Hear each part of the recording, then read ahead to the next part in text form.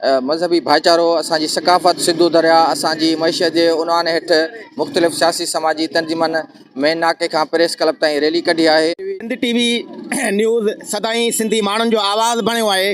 अॼु हिननि जेको स्लोगन ॾिनो आहे, सिंध असांजी सकाफ़त ऐं दरिया बचाइण लाइ हिननि जेको स्लोगन ॾिनो आहे उहो ॾाढो ज़बरदस्त स्लोगन आहे ऐं सिंध में हींअर वाक़ई बि हिन स्लोगन जी ज़रूरत आहे। सिंध टीवी वारनि जो जंहिं माना माना जेको उनवान रखियो अथनि 6 किनाल जे हवाले सां, असीं चयो सिंध धरती हज़ारनि सालनि जी तारीख़ आहे। सिंधु दरिया हूंदो त सिंध हूंदी।